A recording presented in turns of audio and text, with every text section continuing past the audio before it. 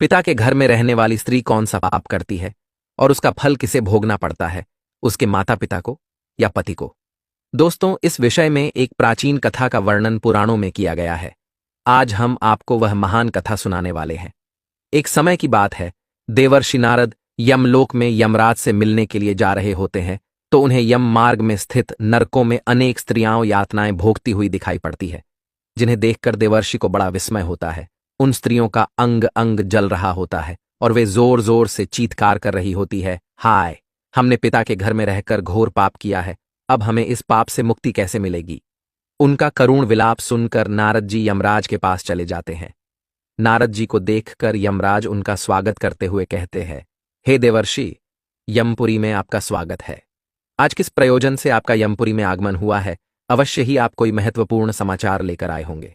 देवर्षि नारद कहते हैं, हे धर्मराज, आज मैं आपके दर्शन करने के लिए ही आ रहा था, किंतु मैंने यमपुरी के मार्ग में बड़ी ही विचित्र घटना देखी है, जिससे मेरे मन में शंका निर्माण हो गई है। कृपया आप मेरी इस शंका का समाधान कीजिए। यमराज कहते हैं, हे देवर्षि, आपके मन में जो भी शंका हो, निसंकोच होकर पूछिए, मैं आपकी शंका का समाधान करने का प्रयास अवश्य ही करूंगा। फिर देवर्षि कहते हैं, हे धर्मराज, आज जब मैं आपके दर्शन करने के लिए आ रहा था, तभी मैंने नरक में कष्ट भोग रही कुछ स्त्रियों को देखा है, जो जोर जोर से विलाप कर रही थी कि उन्होंने पिता के घर में रहकर घोर पाप किया है। इसीलिए मैं आपके पास यही जानने के लिए आया हूं कि एक स्त्री पिता के घर में रहकर कौन सा पाप करती है और उस पाप का दंड किसे भोगना पड़ता है। यमराज कहते हैं, हे देवर्षि, आपने उचित ही प्रश्न किया है। आपके इस प्रश्न के उत्तर में समस्त मानव जाति का कल्याण छिपा हुआ है। आपके इस प्रश्न का उत्तर देने से पूर्व मैं आपको महाराज कंस के जन्म की कथा सुनाता हूं। महाराज कंस के जन्म की इस कथा के माध्यम से आपकी शंका भी दूर हो जाएगी और समस्त मनुष्य जाति को महत्वपूर्ण ज्ञान की प्राप्ति होगी। इसीलिए आप इस कथा को ध्यान से पूरा सुनिए। जो भी मनुष्य इस कथा का श्रवण करता है, मैं उसके 32 अपराध माफ करता हूं। देवर्षि कहते हैं, हे धर्मराज, आप इस कथा को अवश्य कहिए। मैं इस कथा को सुनने के लिए उत्सुक हूं। मैं इस कथा को ध्यानपूर्वक सुनकर इसका प्रचार करूंगा। फिर यमराज देवर्षि को वह कथा सुनाने लगते हैं।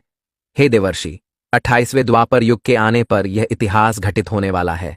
यदुकुल नरेश वीरवर उग्रसेन के यहाँ पर जो घटना घटित होने वाली है, मैं उसी का भूतकाल के रूप में आपके समक्ष वर्णन करता हूं। माथुर प्रदेश में मथुरा नाम की नगरी है। उस नगरी में उग्रसेन नाम के यदुवंशी सम्राट राज्य करते थे। महाराज उग्रसेन बड़े ही पराक्रमी, संपूर्ण धर्मों के तत्वज्ञ, बलवान, दानशूर तथा अत्यंत बुद्धिमान थे। महाराज अपनी प्रजा का पालन करने में तत्पर तथा सत्य धर्म का पालन करने वाले थे। उसी समय में विदर्भ नाम के देश पर सत्यकेतु नाम से एक प्रसिद्ध राजा राज्य करते थे।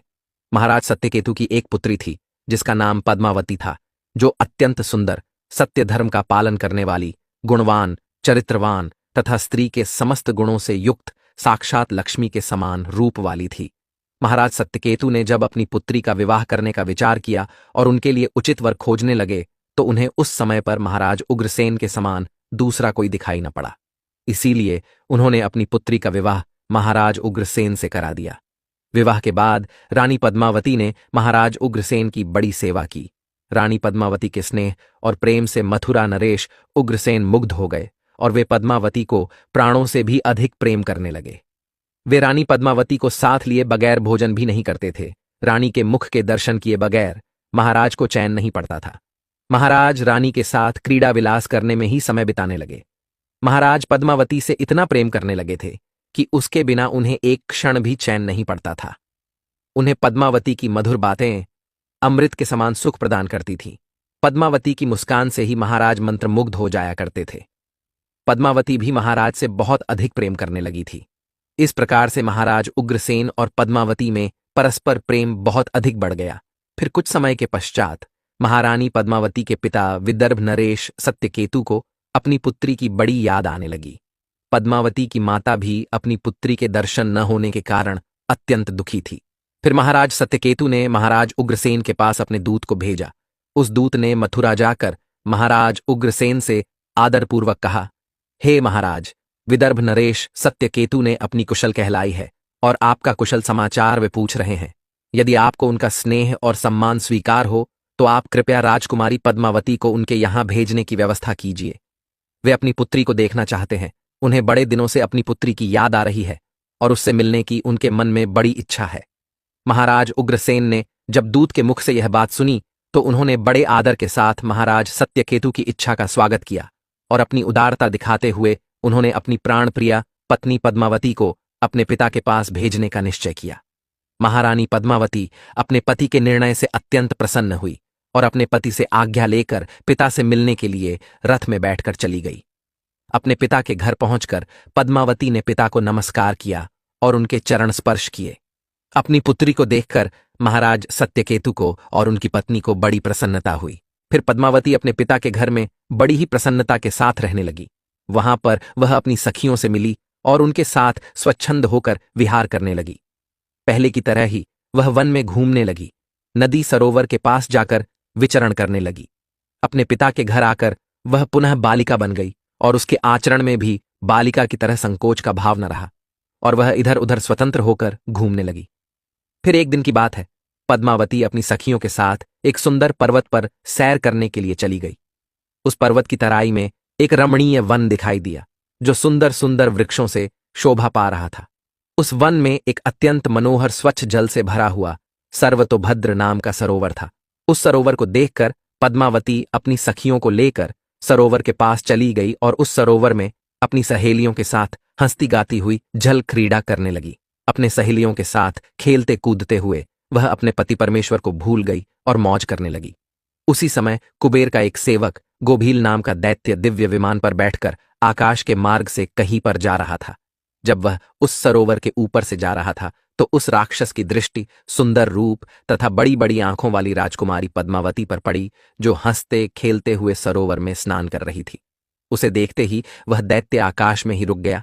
उसे अपनी ज्ञान शक्ति से पता चला कि वह सुंदरी विदर्भ नरेश की पुत्री पद्मावती है, जो महाराज उग्रसेन की प्यारी पत्नी है।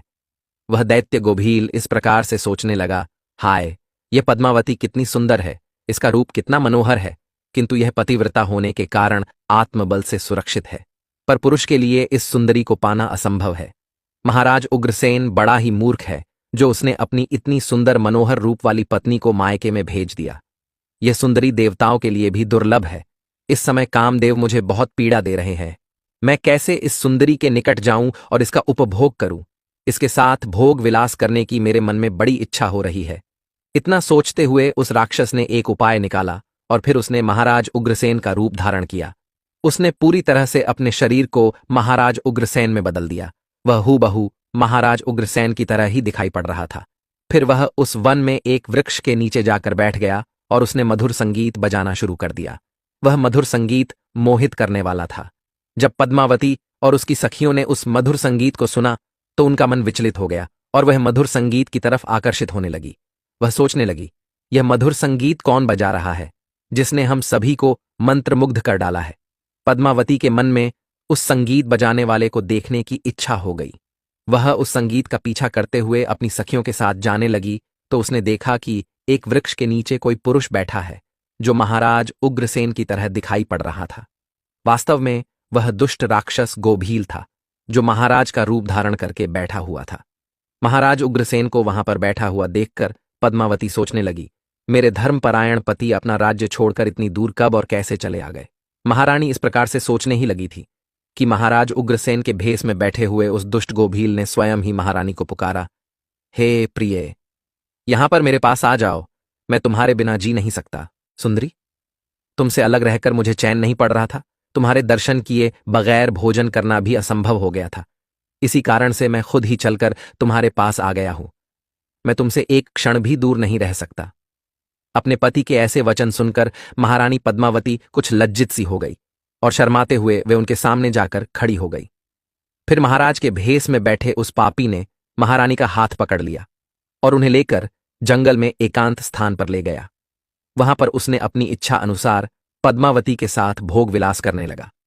लेकिन महाराज उग्रसेन के गुप्त अंग में कुछ एक निशानी बनी हुई थी जो इस बहरूपिये के शरीर के अंग पर दिखाई नहीं पड़ रही थी, जिसे देखकर महारानी अचानक से भयभीत हो गई। उसे समझ में आ गया कि यह महाराज उग्रसेन नहीं है, उनका रूप धारण करके कोई बहरूपिया आया है। महारानी पद्मावती तुरंत वहां से उठ खड़ी हुई और अपने वस्त्र संभाल कर पहन लिया। महारानी के हृदय में इस घटना से बड़ा दुख हुआ। एक पापी बहरूपिये ने महाराज का रूप धारण करके उनका उपभोग किया, जिससे महारानी बहुत क्रोधित हो गई और उस राक्षस से कहने लगी, अरे नीच, जल्दी बता, तू कौन है? तूने महाराज का रूप धारण करके मेरा उपभोग करके घोर पाप किया है।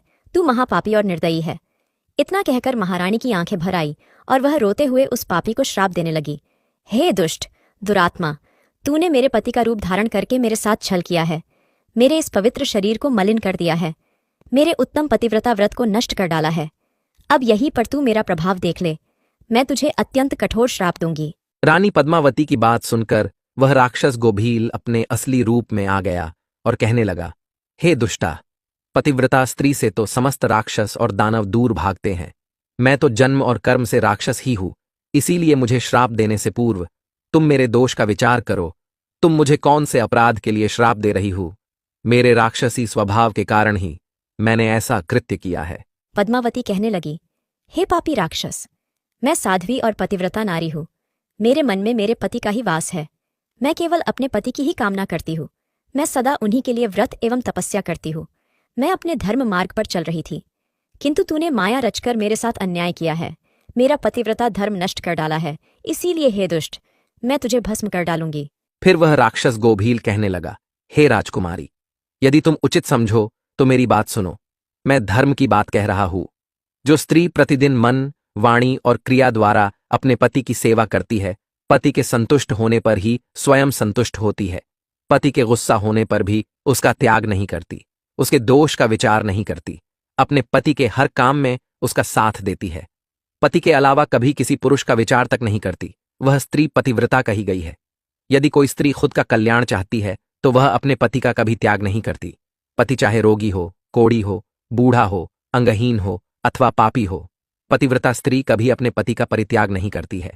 जो स्त्री अपने पति को छोड़कर अपना मन दूसरे कार्यों में लगाती है, पति को भूलकर खुद मौज उड़ाती है, स्वेच्छाचारिणी बनकर पति को छोड़कर अकेले ही इधर उधर घूमने लगती है, उसे संसार में व्यभिचारिणी कहा गया है। जो स्त्री पति की अनुपस्थिति में श्रृंगार करती है, सज धज कर इधर उधर घूमती है, विहार करती है, दूसरे पुरुषों के सामने नाच गाना करती है, उसे कुल्टा कहा जाता है। हे राजकुमारी, तुम बताओ, अपने पति को छोड़कर तू इस वन में किस लिए आई है? पति की सेवा करना छोड़कर तू सज धज कर श्रृंगार करके इस वन में क्यों भटक रही है? तुझे शर्म नहीं आती? और फिर तू किस मुंह से कह रही है कि तू पतिव्रता है? कर्म से तो तुम पतिव्रता दिखाई नहीं पड़ती हो। तुम पति के बिना निर्भय होकर इस पर्वत में और वन में मतवाली होकर घूम रही हो, इसीलिए तुम पापिनी हो। मैंने तुझे सही राह पर लाने के लिए ही तेरा उपभोग करके तुझे दंड दिया है। अब तू इसके बाद कभी ऐसी धृष्टता नहीं करेगी। इसीलिए तुम मुझे बताओ तो, पति को छोड़कर किस लिए यहां पर आई हो? ये श्रृंगार, ये आभूषण, ये मनोहर सुंदर सुंदर वस्त्र धारण करके किसके लिए घूम रही हो? तुम्हारा पति तो दूर विदेश में रहता है, तू किसके लिए इतना सज कर घूम रही हो? हे पापिनी, अब बोलो ना, किस लिए और किसके लिए ये सब किया? कहां है तुम्हारा पतिव्रता धर्म? दिखाओ तो मुझे। व्यभिचारिणी स्त्री के समान बर्ताव करने वाली नारी, तुम इस समय अपने पति से 400 कोस दूर हो। कहां है तुम्हारे अंदर पति को देवता मानने का भाव? अरे दुष्ट कहीं की, तुझे शर्म भी नहीं आती? खुद के ऐसे बर्ताव पर तुझे घृणा भी नहीं होती? तू क्या मेरे सामने बोलेगी? तू खुद पाप करके यहां पर घूम रही है, सुंदर वस्त्र आभूषण पहनकर पराये पुरुषों को आकर्षित कर रही है और मुझे बता रही है कि तू पतिव्रता है। उस गोभील के ऐसे वचन सुनकर पद्मावती बोलने लगी, ओ नीच राक्षस, तू सुन, मेरे पिता ने मुझे अपनी पति के घर से बुलाया है, इसीलिए मैं आई हूँ। इसमें पाप कहाँ है? मैं काम, लोभ तथा मोह के वश में पति को छोड़कर नहीं आई हूँ। इस वन में भी मैं सदैव अपने पति का ही चिंतन करती रहती हूँ। लेकिन हे पापी, तूने मेरे पति का रूप धारण करके मुझे धोखा दिया है। एक पतिव्रता स्त्री का पतिव्रता धर्म भंग करने वाले को घोर नरक में डाला जाता है, उसे बाद में सुअर के जन्म में डाल दिया जाता है। क्या तुझे इतना भी नहीं पता? तू नहीं जानता, मैं अपने पति से बहुत प्रेम करती हूँ। मैंने कभी अपने पति का अपमान नहीं किया, सदैव उनकी सेवा की है। मैंने कभी अपने पति की आज्ञा का उल्लंघन नहीं किया। तो फिर क्यों तूने एक पतिव्रता स्त्री को दूषित करने का दुस्साहस किया है? अरे दुष्ट राक्षस, देवता भी पतिव्रता स्त्री से भयभीत रहते हैं। पतिव्रता स्त्री के श्राप से तो सूर्य की अग्नि भी ठंडी पड़ जाती है, सरोवर सूख जाते हैं, वृक्ष फलहीन हो जाते हैं। पतिव्रता स्त्री के बिना यह संसार नष्ट हो जाएगा। फिर गोभील ने कहा, पद्मावती, अब मेरी बात सुनो। अंधे मनुष्य को कुछ भी दिखाई नहीं देता है। इस समय पर तुम धर्मरूपी नेत्रों से हीन हो गई थी, इसीलिए तुम अपने पति को पहचान नहीं पाई। जिस समय पर तुम्हारे मन में अपने पति का घर छोड़कर पिता के घर पर आने की इच्छा हुई, उसी समय तुम अपने मन से पति की भावना छोड़कर उनके ध्यान से मुक्त हो गई। पतिव्रता स्त्री निरंतर केवल पति का ही चिंतन करती है। जब तुम्हारे अंदर पति से दूर होने की भावना जाग गई, उसी समय तुम्हारे हृदय की आंखें फूट गईं। फिर तुम मुझे कैसे पहचान पाती? तुम अगर सच्ची पतिव्रता होती तो मुझे देखते ही पहचान लेती। पतिव्रता स्त्री के मन में केवल उसका पति ही होता है। वह अपने पति की सुगंध से उसे दूर से ही पहचान लेती है। लेकिन तुम अपने पिता के घर पर आकर अपने पति को भूल चुकी थी, इसीलिए तुमने मुझे पहचाना नहीं और अपना पति समझकर मेरे साथ चली आ गई। गोभील के इस प्रकार के निष्ठुर वचन सुनकर रानी पद्मावती को अपनी भूल का पता चल गया और उसके हृदय में बड़ा दुख हुआ। वह पश्चाताप करने लगी। फिर गोभील ने कहा, हे शुभे, मैंने तुम्हारा उपभोग किया है, जिससे तीनों लोगों को कष्ट पहुंचाने वाला पुत्र उत्पन्न होगा। यही तुम्हारे इस पाप का दंड है। इतना कहकर वह राक्षस गोभील वहां से चला गया। गोभील बड़ा ही दुष्ट और पापी था। उसके मायाजाल में फंसकर एक पवित्र नारी का पतिव्रता धर्म नष्ट हो चुका था। उसके चले जाने के बाद रानी पद्मावती अत्यंत दुखी होकर रोने लगी। उसके रोने की आवाज सुनकर उसकी सखिया दौड़कर उस स्थान पर चली आ गई और पूछने लगी, राजकुमारी, रोती क्यों हो? क्या हुआ? महाराज उग्रसेन कहा पर चले गए। फिर महारानी पद्मावती ने अत्यंत दुख से रोते हुए अपनी सखियों को सारी हकीकत बता दी कि किस प्रकार से राक्षस गोभील ने महाराज उग्रसेन का रूप धारण करके उनके साथ छल किया। फिर सखिया पद्मावती को उसके पिता के घर पर ले गई। वहां जाकर रानी पद्मावती शोक और दुख से थर थर कांपने लगी। सखियों ने रानी की माता को सारी बात बता दी। यह बात सुनते ही पद्मावती की माता ने महाराज सत्यकेतु के पास जाकर सारा वृतांत सुना दिया, जिससे महाराज सत्यकेतु को बड़ा दुख हुआ। उन्होंने तुरंत ही अपनी पुत्री को कुछ दूतों के साथ उसके पति के घर पर भेज दिया। उधर महाराज उग्रसेन अपनी पत्नी पद्मावती को आया हुआ देखकर बहुत प्रसन्न हुए। वे बार बार पद्मावती से कहने लगे, हे प्रिय, तुम्हारे बिना मेरा जीवन दुष्कर हो गया था। तुम और कुछ दिन ना आती तो मेरे प्राण ही चले जाते। इतना कहते ही रानी पद्मावती महाराज के गले में पड़कर फुट फुट कर रोने लगी। महाराज उग्रसेन कहने लगे, हे सुंदरी, क्या हुआ? क्यों रो रही हो? मुझे बताओ, तुम्हारे दुख का क्या कारण है? पद्मावती ने महाराज को कुछ नहीं बताया और उस पाप को छिपा दिया और प्रेम से महाराज के साथ विहार करने लगी। फिर महारानी का वह भयंकर गर्भ धीरे धीरे बढ़ने लगा। केवल महारानी ही जानती थी कि उसके गर्भ में किसका बच्चा पल रहा है। यह बात उसने कभी महाराज को नहीं बताई। अपने उदर में पल रहे उस राक्षस के बालक के विषय में सोचकर रानी को दिन रात चिंता सताने लगी थी। वह गर्भ 10 वर्ष तक बढ़ता गया और उसके बाद महाभयंकर कंस का जन्म हुआ। वही कंस जब बड़ा हुआ तो उसने तीनों लोकों के निवासियों को कष्ट पहुंचाना शुरू किया और फिर अंत में भगवान श्री कृष्ण के हाथों से उसकी मृत्यु हो गई और उसे मोक्ष प्राप्त हुआ।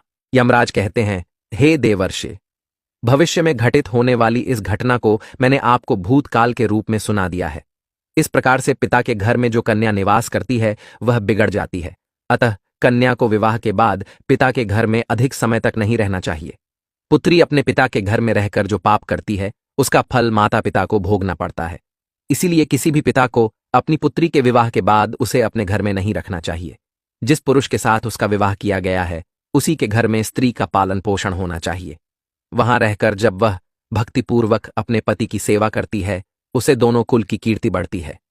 पिता के घर में आने पर वह फिर से अपने पुराने दिनों को याद करती है और पति को भूल जाती है।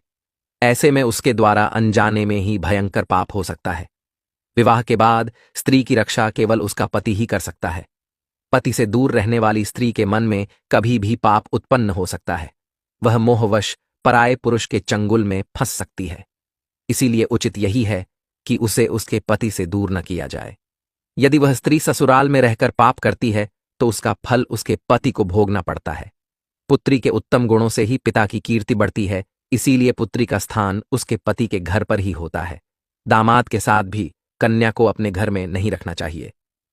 तो दोस्तों, इस प्रकार से धर्मराज ने देवर्षि नारद को रानी पद्मावती की कथा सुनाकर संसार को उत्तम संदेश दिया है। आपको यह कथा कैसी लगी? कमेंट करके अवश्य बताएं। जानकारी अच्छी लगी तो वीडियो को लाइक जरूर